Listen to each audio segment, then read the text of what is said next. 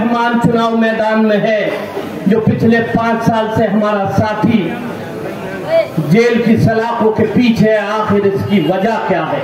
वो किसी घपले और घोटाले में आज जेल की सलाखों के पीछे नहीं है।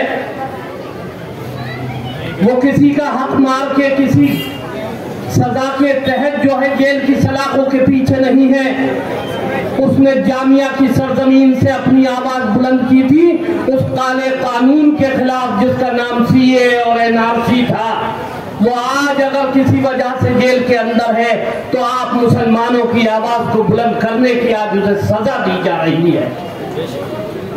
होना तो ये चाहिए था कि एक हमारा साथी मर्द मुजाहिद जो ऐसी पार्टी से चुनाव मैदान के अंदर मौजूद है, जिसके सदर भी हमारे मुल्क के मर्द मुजाहिद हैं, उनके कैंडिडेट के होते हुए जो पिछले 5 साल से जुल्म और सितम का शिकार है, उसकी मौजूदगी में और तमाम सेकुलर पार्टियों के नुमाइंदों को उसके हक में बैठ जाना चाहिए था।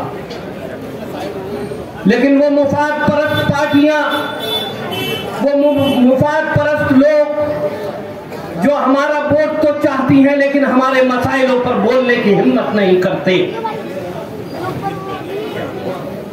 जब मुसलमानों पर जुल्म और सितम की बारी आती है तो ये तमाम जमातें उन्हीं पार्टियों के साथ खड़ी नजर आती हैं जो हिंदुस्तान के मुसलमानों को दुश्मन की नजर से देखते हैं, चाहे वो आरएसएस हो, चाहे वो भारतीय जनता पार्टी हो। ये तमाम जमातें उन्हीं की सफ के अंदर इनके साथ बराबर की शरीक होती हैं।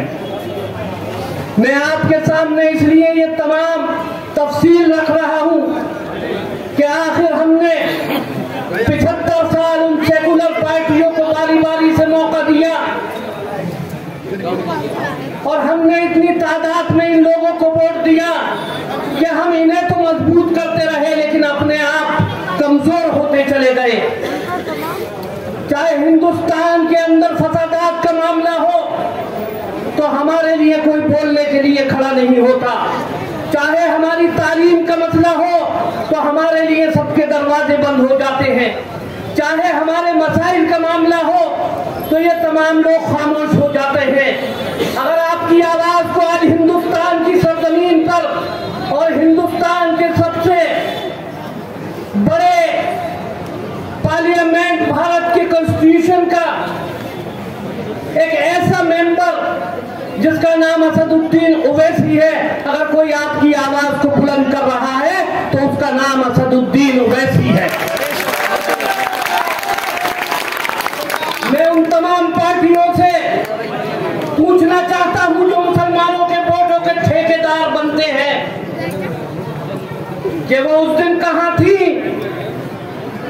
जब मुरादाबाद के अंदर मुसलमानों का कत्लेआम हो रहा था।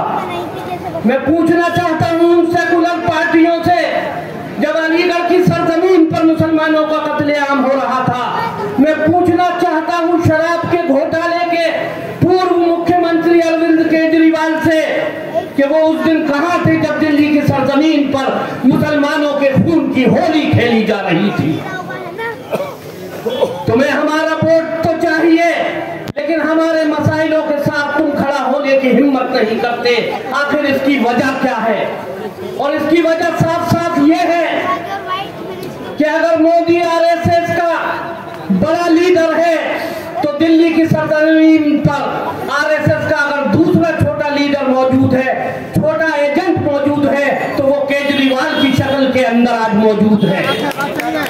इसलिए वो मुसलमानों के मसाइल के ऊपर नहीं बोलना चाहता, मुसलमानों की तालीम के बारे में नहीं बोलना चाहता, मुसलमानों की तरक्की के बारे में नहीं बोलना चाहता, मुसलमानों के इलाके में मुसलमानों का वोट नहीं मांगना चाहता, लेकिन मुसलमान अपने जमीर की आवाज को झंझोड़े और अपने आप से पूछे, जब एक पार्टी का लीडर आपके वोटों को मांगने आपके बीच में नहीं आता तो आप उसको वोट क्यों देते हो? आज आपसे ये मेरा सवाल है।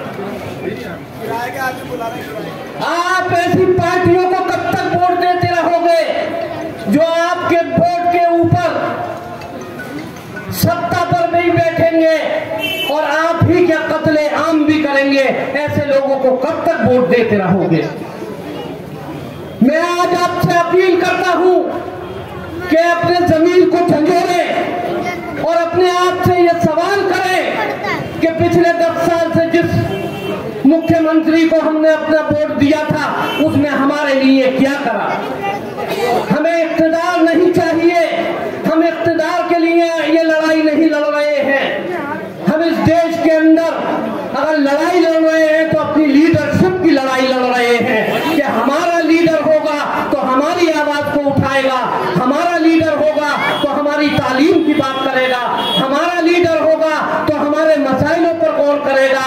लेकिन अगर केजरीवाल का या कांग्रेस पार्टी का लीडर होगा तो वो कांग्रेस पार्टी और केजरीवाल की बात करेगा।